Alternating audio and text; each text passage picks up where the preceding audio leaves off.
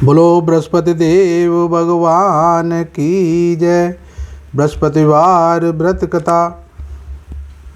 एक बड़ा प्रतापी तथा दानी राजा था। वह प्रत्येक गुरुवार को व्रत रखता एवं पूजन करता था। उसके घर में अन्न, वस्त्र और धन किसी प्रकार की कोई कमी नहीं थी, परंतु उसकी रानी बहुत ही कृपण थी। न वह व्रत करती और न ही किसी को एक पैसा दान में देती थी। एक दिन एक साधु महात्मा बृहस्पतिवार के दिन उसके द्वार पर आए और भिक्षा की याचना की। रानी कहने लगी, महाराज, इस समय तो आपको कुछ नहीं दे सकती, फिर किसी अवकाश के समय आना। साधु महात्मा खाली हाथ चले गए। कुछ दिन के पश्चात वही साधु महाराज फिर आए। उन्होंने उसी प्रकार भिक्षा मांगी। रानी कहने लगी, महाराज, मैं क्या करूं, अवकाश नहीं है, इसलिए वो आपको भिक्षा नहीं दे सकती। तीसरी बात महात्मा आए तो उसने उन्हें उसी तरह से टालना चाहा, परंतु महात्मा कहने लगे कि यदि तुमको बिल्कुल अवकाश हो जाए तो क्या तुम मुझको भिक्षा दोगी। रानी कहने लगी कि हाँ महाराज, यदि ऐसा हो जाए तो आपकी बड़ी कृपा होगी। साधु महाराज जी कहने लगे कि अच्छा, मैं एक उपाय बताता हूँ। तुम बृहस्पतिवार को दिन चढ़ने पर उठो और सारे घर में झाड़ू लगाकर कूड़ा एक कोने में जमा करके रख दो। घर में चौका इत्यादि मत लगाओ। उस दिन सब हजामत अवश्य बनवाएं। रसोई बनाकर चूल्हे के पीछे रखा करो, सामने कभी न रखो। सायंकाल को वहीं पर जलाया करो तथा बृहस्पतिवार को न पीले वस्त्र धारण करो, न पीले रंग की चीज़ों का भोजन करो। यदि ऐसा करोगी तो तुमको घर के काम से अवकाश मिल जाएगा। रानी ने ऐसा ही किया। साधु के कहे अनुसार करते हुए रानी को केवल 3 बृहस्पतिवार ही बीते थे कि उसकी समस्त धन संपत्ति नष्ट हो गई। भोजन के लिए परिवार तरसने लगा। एक दिन राजा रानी से बोला कि तुम यहीं रहो, मैं दूसरे देश में काम के लिए जाता हूँ, क्योंकि यहाँ पर मुझे सभी जानते हैं। ऐसा कहकर राजा परदेश चला गया। वह जंगल से लकड़ी काटकर शहर में बेचता। इस तरह वह जीवन व्यतीत करने लगा। राजा के बिना रानी और दासी दुखी रहने लगी। उन्हें कई दिन तक बिना भोजन के रहना पड़ा। तब रानी ने अपनी दासी से कहा, हे दासी, यहाँ पासी के नगर में मेरी बहन रहती है, वह बड़ी धनवान है। तू उसके पास जा और कुछ ले आ ताकि थोड़ी बहुत गुजर बसर हो जाए। उस दिन बृहस्पतिवार था। रानी की बहन उस समय बृहस्पतिवार की कथा सुन रही थी। दासी ने रानी की बहन को अपनी रानी का संदेश दिया, लेकिन रानी की बहन ने कोई उत्तर नहीं दिया। दासी ने वापस आकर रानी को सारी बात बता दी।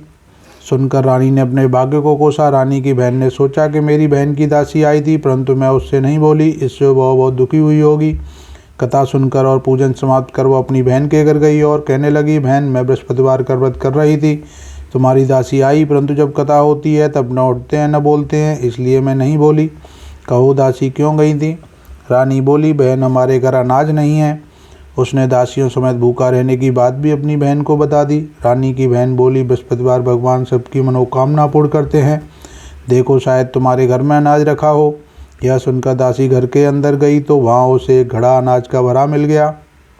उसे बड़ी हैरानी हुई, क्योंकि उसने एक एक बर्तन देख लिया था। उसने बाहर आकर रानी को बताया। दासी रानी से कहने लगी, हे रानी, जब हमको अन्न नहीं मिलता तो हम व्रत ही तो करते हैं, इसलिए क्यों न इनसे व्रत और कथा की विधि पूछ ली जाए, हम भी व्रत किया करेंगे। दासी के कहने पर रानी ने अपनी बहन से बृहस्पतिवार व्रत के बारे में पूछा। उसकी बहन ने बताया, बृहस्पतिवार के व्रत में चने की दाल और मुनक्कों से विष्णु भगवान का केले की जड़ में पूजन करें तथा दीपक जलावें, पीला भोजन करें और कथा सुनें। इससे गुरु भगवान बृहस्पति प्रसन्न होते हैं, मनोकामना पूर्ण करते हैं। व्रत और पूजन की विधि बताकर रानी की बहन अपने घर लौट गई।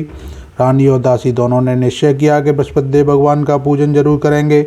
7 दिन बाद जब बृहस्पतिवार आया तो उन्होंने व्रत रखा। गुड़साल में जाकर चना गुड़ बील लाई, केले की जड़ तथा विष्णु भगवान का पूजन किया। पीला भोजन कहाँ से आए, दोनों बड़ी दुखी हुई, परंतु उन्होंने व्रत किया था, इसलिए बृहस्पति भगवान प्रसन्न होकर एक साधारण व्यक्ति के रूप में वे 2 थालों में सुंदर पीला भोजन लेकर आए और दासी को देकर बोले, हे दासी, यह भोजन तुम्हारे लिए और तुम्हारी रानी के लिए है, इसे तुम दोनों ग्रहण करना। दासी भोजन पाकर बहुत प्रसन्न हुई। उसने रानी को सारी बात बताई। उसके बाद से वे प्रत्येक बृहस्पतिवार को गुरु भगवान का व्रत और पूजन करने लगी।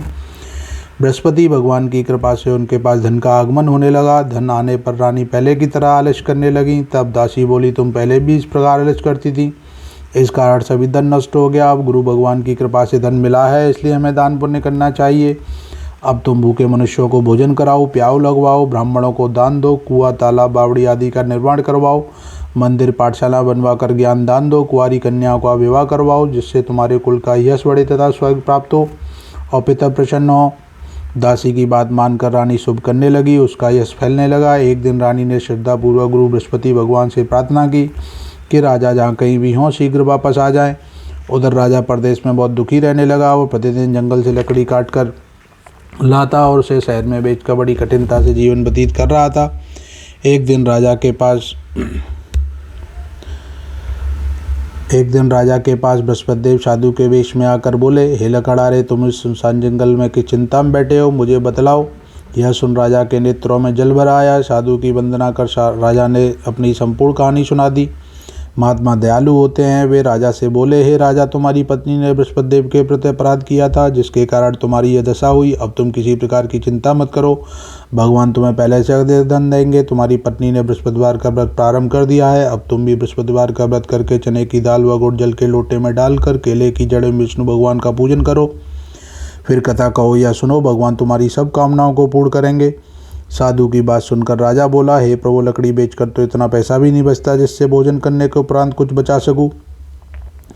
मेरे पास कोई साधन भी नहीं है जिससे मैं बृहस्पति देव का व्रत व पूजन कर सकूं। तब साधु ने कहा, हे राजन, मन में बृहस्पति भगवान के पूजन व्रत का निश्चय करो, वे स्वयं तुम्हारे लिए कोई राह बना देंगे। बृहस्पतिवार के दिन तुम रोजाना की तरह लकड़ियाँ लेकर शहर में जाना।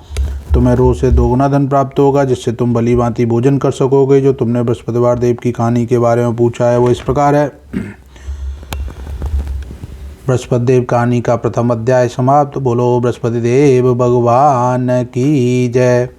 बृहस्पति देव की कहानी। प्राचीन काल में एक बहुत ही निर्धन ब्राह्मण था। उसके कोई संतान नहीं थी। वह नित्य पूजा पाठ करता। उसकी स्त्री न स्नान करती और न किसी देवता का पूजन करती। इस कारण ब्राह्मण देवता बहुत दुखी रहते थे। भगवान की कृपा से ब्राह्मण के यहाँ एक कन्या उत्पन्न हुई।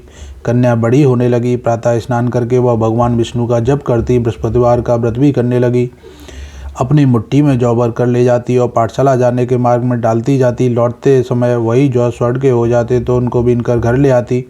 एक दिन वह बालिका सूप में उन सोने के जौ को फटक कर साफ कर रही थी कि तभी उसकी माँ ने देख लिया और कहा, ए बेटी, सोने के जौ को फटकने के लिए सोने का सूप भी तो होना चाहिए। अगले दिन गुरुवार था। कन्या ने व्रत रखा और बृहस्पति देव से सोने का सूप देने की प्रार्थना की।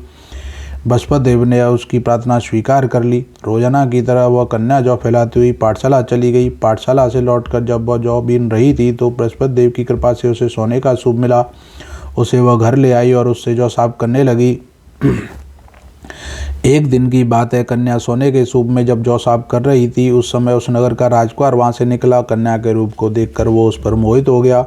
राजमहल आकर वो भोजन तथा जल त्याग कर उदास होकर लेट गया। राजा को जब राजकुमार द्वारा अन्न जल त्यागने का समाचार ज्ञात हुआ तो अपने मंत्रियों के साथ वो अपने पुत्र के पास गया और कारण पूछा। राजकुमार ने राजा को उस लड़की के घर का पता भी बता दिया।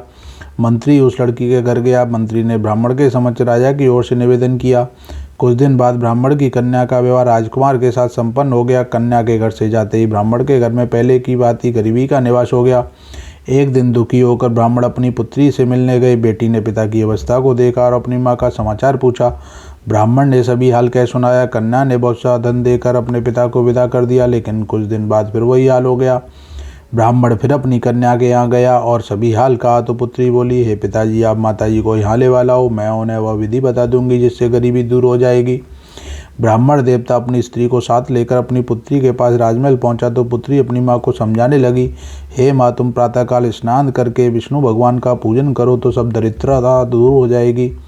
उसकी माँ ने परंतु कोई बात उसकी एक भी बार नहीं मानी। वह प्रातःकाल उठकर बिना स्नान किए अपनी पुत्री का बजाय जूठन खा लेती थी। एक दिन उसकी पुत्री को बहुत गुस्सा आया। उसने अपनी माँ को एक कोठरी में बंद कर दिया। प्रातः उसे स्नान करा के पूजा पाठ करवाया तो उसकी माँ की बुद्धि ठीक हो गई। इसके बाद वह नियम से पूजा पाठ करने और प्रत्येक बृहस्पतिवार को व्रत रखने लगी। इस व्रत के प्रभाव से मृत्यु के बाद वह स्वर्ग को गई। वह ब्राह्मण भी सुखपूर्वक इस श्लोक का सुख भोग कर स्वर्ग को प्राप्त हुआ। इस प्रकार कहानी कहकर साधु देवता वहाँ से लोप हो गए। धीरे धीरे समय व्यतीत होने पर फिर बृहस्पतिवार का दिन आया। राजा जंगल से लकड़ी काटकर शहर में बेचने गया। उसे उस दिन और दिनों से अधिक धन मिला। राजा ने चना गुड़ आदि लाकर बृहस्पतिवार का व्रत किया। उस दिन से उसके सभी क्लेश दूर हो गए। परंतु जब अगले गुरुवार का दिन आया तो वह बृहस्पतिवार का व्रत करना भूल गया। इस कारण बृहस्पति भगवान नाराज हो गए। उस दिन उस नगर के राजा ने विशाल यज्ञ का आयोजन किया था तथा अपने समस्त राज्य में घोषणा करवा दी कि सभी मेरे यहाँ भोजन करने आए। किसी के घर चूल्हा न जले, इस आज्ञा को जो न मानेगा उसे फांसी दी जाएगी। राजा की आज्ञा अनुसार राज्य के सभी वासी राजा के भोज में सम्मिलित हुए, लेकिन लकड़हारा कुछ देर में पहुंचा, इसलिए राजा उसको अपने साथ महल में ले गए। जब राजा लकड़हारे को भोजन करा रहे थे तो रानी की दृष्टि उस खुटी पर पड़ी जिस पर उसका हार लटका हुआ था। उसे हार खुटी पर लटका दिखाई नहीं दिया। रानी को निश्चय हो गया कि मेरा हार इस लकड़हारे ने चुरा लिया है। उसी समय सैनिक बुलवाकर उसको जेल में डलवा दिया। लकड़हारा जेल में विचार करने लगा कि न जाने कौन से पूर्व जन्म के कर्म से मुझे दुख प्राप्त हुआ है, और जंगल में मिले साधु को याद करने लगा। तत्काल बृहस्पति देव साधु के रूप में प्रकट हो गए और कहने लगे, अरे मूर्ख, तूने बृहस्पति देवता की कथा नहीं की, इसी कारण तुझे दुख प्राप्त हुआ है। अब चिंता मत कर, बृहस्पतिवार के दिन जेल खाने के दरवाजे पर तुझे 4 पैसे पड़े मिलेंगे। उनसे तू बृहस्पति देव की पूजा करना तो तेरे सभी कष्ट दूर हो जाएंगे। अगले बृहस्पतिवार उसे जेल के द्वार पर 4 पैसे मिले। राजा ने पूजा का सामान मंगवा कर कथा कही और प्रसाद बांटा। उसी रात्रि में बृहस्पति देव ने उस नगर के राजा को स्वप्न में कहा, ये राजा, तूने जिसे जेल में बंद किया है वो उसे कल छोड़ देना, वो निर्दोष है। राजा प्रातःकाल उठा और खुटी पर हार टंगा देखकर लकड़हारे को बुलाकर क्षमा मांगी तथा राजा के योग्य सुंदर वस्त्र आभूषण भेंट कर उसे विदा किया। गुरुदेव की आज्ञा अनुसार राजा अपने नगर को चल दिया। राजा जब नगर के निकट पहुंचा तो उसे बड़ा ही आश्चर्य हुआ। नगर में पहले से अधिक बाग, तालाब, कुएं तथा बहुत सी धर्मशालाएं, मंदिर आदि बने हुए थे। राजा ने पूछा कि यह किसका बाग और धर्मशाला है। तब नगर के सब लोग कहने लगे, यह सब रानी और दासी द्वारा बनवाए गए हैं। राजा को आश्चर्य हुआ और गुस्सा भी आया कि उसकी अनुपस्थिति में रानी के पास धन कहाँ से आया होगा। जब रानी ने यह खबर सुनी कि राजा आ रहे हैं तो उसने अपनी दासी से कहा, हे दासी, देख, राजा हमको कितनी बुरी हालत में छोड़कर गए थे, वो हमारी ऐसी हालत देखकर लौट न जाएं, इसलिए तू दरवाजे पर खड़ी हो जा। रानी की आज्ञा अनुसार दासी दरवाजे पर खड़ी हो गई और जब राजा आए तो उन्हें अपने साथ महल में लेवा लाई। तब राजा ने क्रोध करके अपनी तलवार निकाली और पूछने लगा, बताओ यह धन तुम्हें कैसे प्राप्त हुआ है। तब रानी ने सारी कथा कह सुनाई। राजा ने निश्चय किया कि मैं रोजाना दिन में 3 बार कथा कहा करूँगा तथा रोज व्रत किया करूँगा। अब हर समय राजा के दुपट्टे में चने की दाल बंधी रहती तथा दिन में 3 बार कथा कहता। एक रोज राजा ने विचार किया कि चलो अपनी बहन के यहाँ हो आओ। इस तरह का निश्चय कर राजा घोड़े पर सवार हो अपनी बहन के यहाँ चल दिया। मार्ग में उसने देखा कि कुछ आदमी एक मुर्दे को लिए जा रहे हैं। उन्हें रोककर राजा कहने लगा, अरे भाइयों, मेरी बृहस्पति देव की कथा सुन लो। वे बोले, लो, हमारा तो आदमी मर गया है, इसको अपनी कथा की पड़ी है। परंतु कुछ आदमी बोले, अच्छा कहो, हम तुम्हारी कथा भी सुनेंगे। राजा ने दाल निकाली और कथा कहनी शुरू कर दी। जब कथा आधी हुई तो मुर्दा हिलने लगा और जब कथा समाप्त हुई तो मुर्दा राम राम करके खड़ा हो गया। राजा आगे बढ़ा, उसे चलते चलते शाम हो गई। आगे मार्ग में उसे एक किसान खेत में हल चलाता मिला। राजा ने उससे कथा सुनने का आग्रह किया लेकिन वह नहीं माना। राजा आगे चल पड़ा। राजा के अटते ही बैल पछाड़ खाकर गिर गए तथा किसान के पेट में बहुत जोर से दर्द होने लगा। उसी समय किसान की माँ रोटी लेकर आई। उसने जब देखा तो अपने पुत्र से सवाल पूछा। बेटे ने सभी हाल बता दिया। बुढ़िया दौड़ी दौड़ी उस घुड़सवार के पास गई और उससे बोली, मैं तेरी कथा सुनूंगी, तू अपनी कथा मेरे खेत पर ही चलकर कहना। राजा ने लौटकर बुढ़िया के खेत पर जाकर कथा कही, जिसके सुनते ही बैल खड़े हो गए तथा किसान के पेट का दर्द भी बंद हो गया। राजा अपनी बहन के घर पहुंच गया। बहन ने भाई की खूब मेहमानी की। दूसरे रोज प्रातःकाल राजा जागा तो वो देखने लगा कि सब लोग भोजन कर रहे हैं। राजा ने अपनी बहन से जब पूछा, ऐसा कोई मनुष्य है जिसने भोजन नहीं किया हो, जो मेरी बृहस्पतिवार की कथा सुन ले। बहन बोली, हे भैया, ये देश ऐसा ही है, पहले यहाँ के लोग भोजन करते हैं, बाद में अन्य काम करते हैं। फिर वो एक कुमार के घर गई जिसका लड़का बीमार था। उसे मालूम हुआ कि उसके यहाँ 3 दिन से किसी ने भोजन नहीं किया। रानी ने अपने भाई की कथा सुनने के लिए कुमार से कहा। वह तैयार हो गया। राजा ने जाकर बृहस्पतिवार की कथा कही, जिसको सुनकर उसका लड़का ठीक हो गया। अब तो राजा की प्रशंसा होने लगी।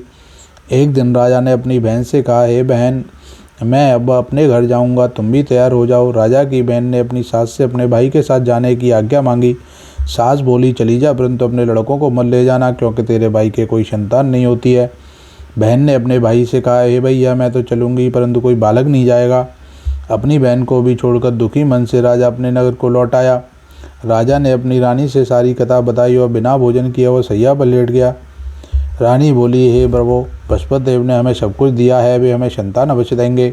उसी रात बृहस्पति देव ने राजा को स्वप्न में कहा, हे राजा, उठ, सभी सोच त्याग दे, तेरी रानी गर्भवती है। राजा को यह जानकर बड़ी खुशी हुई। 9वें महीने रानी के गर्भ से एक सुंदर पुत्र पैदा हुआ। तब राजा बोला, हे रानी, स्त्री बिना भोजन के रह सकती है परंतु बिना कहे नहीं रह सकती। जब मेरी बहन आए तो मुझसे कुछ मत कहना। रानी ने हाँ कर दी। जब राजा की बहन ने यह समाचार सुना तो बहुत खुश हुई तथा बधाई लेकर अपने भाई के यहाँ आई। रानी ने तब उसे आने का उलाना दिया। जब भाई अपने साथ ला रहे थे तो टाल गई, उनके साथ न आई और आज अपने आप भागी भागी बिना बुलाए आ गई। तो राजा की बहन बोली, भाई मैं इस प्रकार न कहती तो तुम्हारे घर औलाद कैसे होती। बृहस्पति देव सभी कामनाएं पूर्ण करते हैं। जो सद्भावना पूर्वक बृहस्पतिवार का व्रत करता है एवं कथा पढ़ता है अथवा सुनता है और दूसरों को सुनाता है, बृहस्पति देव उसकी सभी मनोकामनाएं पूर्ण करते हैं, उनकी सदैव रक्षा करते हैं। जो संसार में सद्भावना से गुरुदेव का पूजन एवं व्रत सच्चे हृदय से करते हैं, उनकी सभी मनोकामनाएं वैसे ही पूर्ण होती हैं जैसी सच्ची भावना से। रानी और राजा ने बृहस्पति देव की कथा का गुणगान किया। जो उनकी सभी इच्छाएं बृहस्पति देव ने पूर्ण की, अनजाने में भी बृहस्पति देव की उपेक्षा न करें। ऐसा करने से सुख शांति नष्ट हो जाती है। इसलिए सबको कथा सुनने के बाद प्रसाद लेकर जाना चाहिए। हृदय से उनका मनन करते हुए जयकारा बोलना चाहिए। इत श्री बृहस्पतिवार व्रत कथा। बोलो बृहस्पति देव भगवान की जय।